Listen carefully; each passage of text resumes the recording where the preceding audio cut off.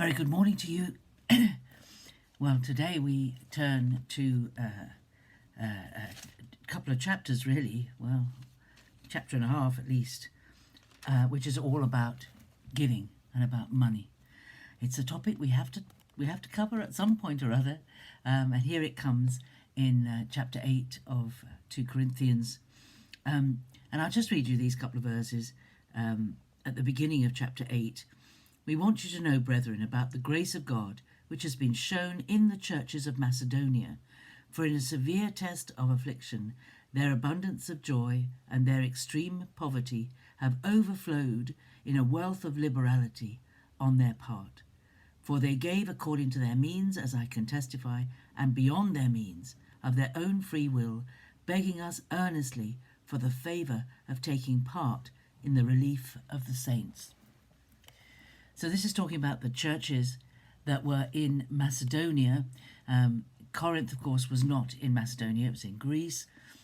So the churches in Macedonia were churches that Paul had founded and visited several times.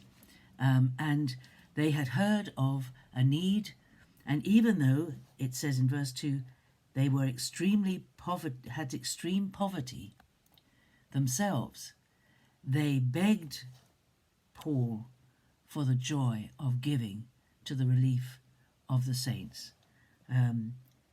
They begged us earnestly for the favour of taking part in the relief of the saints. This is a totally different attitude to money, to the way the world thinks about money.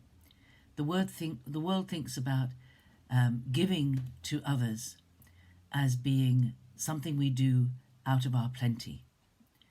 The Bible sees giving as giving out of our poverty. Giving is something we should all do, whether we have a lot of money or we don't have a lot of money. It's not about how much money we have. It's about how we hold it. You know, I don't know how to express this really, but it's easy to give away money that doesn't belong to you. If I was to give you £200 and say, give it away, please, give it, go find a charity and give it away, it wouldn't hurt nearly so much as if the Lord said to you, give £200 to such and such a charity. Don't know how you think about that. But this is a free will offering. We like rules and regulations, don't we? We like to be told, well, this is the proportion of your income that you should give. And we even get a bit nitty-gritty about it and say, well, is this net or is it gross? Do we take it from what we earn, or do we take it from what we get after we pay taxes? Well, it's not about that. It's about our heart attitude to our money, you know, and knowing that God has promised that he will always give us what we need. And he's never failed to do that. He will always give us what we need. That is his promise, and he holds to his promises. But what he asks of us is that we are generous like he is. We're becoming more like God. And God is generous. God gives and gives and gives again. And many, many times in the scriptures, it encourages us to sow seeds. We've talked about this before, that everything is a seed and money is a seed. And if you sow sparingly of your money, you will reap sparingly of your money. The principle holds true in monetary terms as well. Look at verse 37 of Luke chapter 6. It says, and if you think about this in terms of sowing, what you sow is what you reap.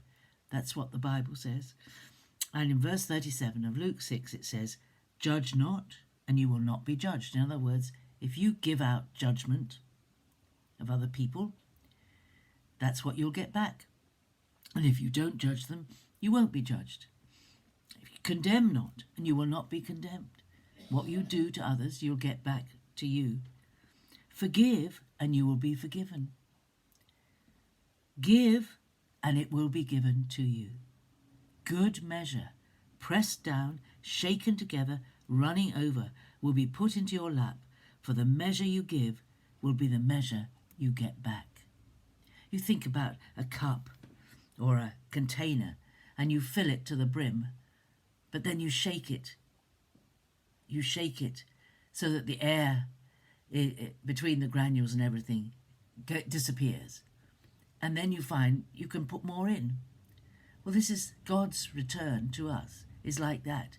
He fills up our cup, shakes it till it settles, then pours more in until it's overflowing. That is the way God returns our giving to us. It's all about what's going on in your heart towards money.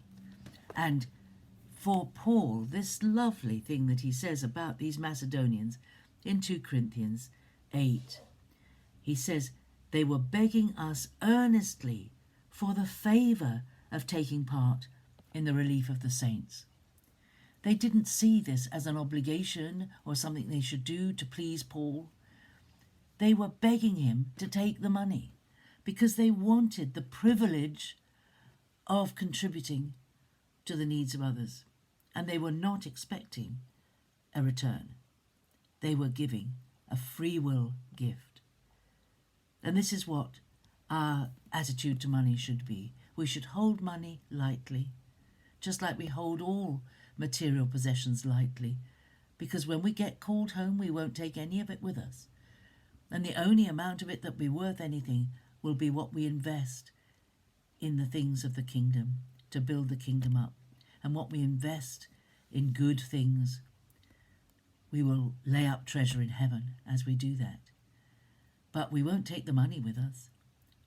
It's here as a tool, not here as something to hoard and keep for ourselves. Why would God prosper you? We'll see it later on in these verses. He prospers us so that we can give more to others, not so that we can line our own nests. Think about that. How do you feel if God gives you the opportunity to give money to someone who needs it and you see their need? Do you think of it as something they begged us earnestly for the favour of taking part in the relief of the saints? And these people were poor, and they wanted the privilege of sharing what they had with those who needed it. Is that how you feel about your giving? It's a good thought, isn't it? Have a great day, be blessed, and I'll see you tomorrow. Bye-bye.